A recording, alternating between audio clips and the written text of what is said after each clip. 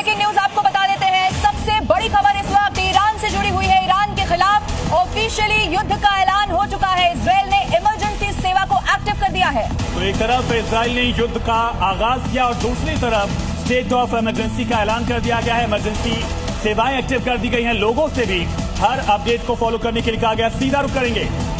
भारद्वाज हमारे साथ live connect है। हमें एक और बहुत बड़े युद्ध का आगाज है।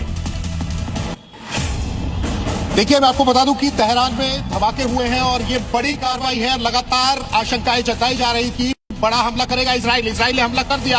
अब आप देखिए कि तेहरान में पूरा दहलाने की कोशिश, और अब ईरान क्या करता है। और लगातार ईरान भी अड़ा हुआ था अपनी चीजों को लेकर कि वो भी जो है रिटेलिएशन करेगा।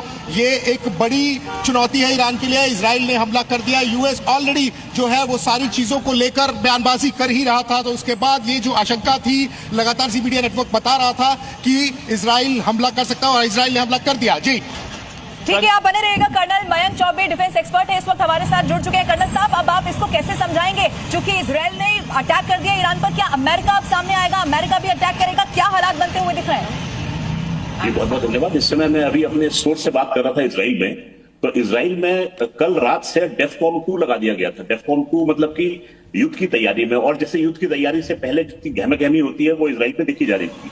इजराइल में सर माफी के साथ रोकिए, एक और बड़ी खबर इसी बीच सामने आ रही है। इजराइल ने अपना एयरस्पेस भी बंद कर दिया है, नोटम जारी किया।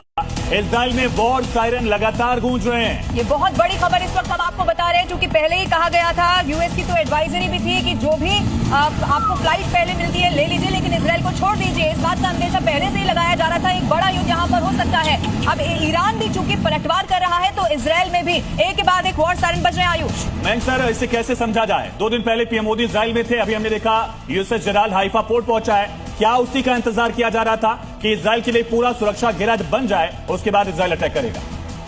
बिल्कुल, मुझे भी ऐसे प्रतीत हो रहा था। मैं तो ये सोचता था कि ये अटैक शायद ना हो, और ये सिर्फ नूरा पुष्टि चल रही थी, ऐसा मेरे मन में विचार था। परंतु इजराइल ने ये एक्शन लिया, this came as a very big surprise.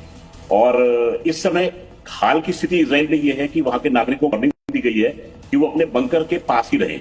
आपको पता है कि इजराइल में हर घर में नीचे तहखाने बने हुए जिससे कि बॉम्ब शेल्टर के रूप में काम करते हैं। अगर कोई ऐसी स्थिति बनती है तो तुरंत जाके। ठीक है सर, आपको रोक रहे हैं।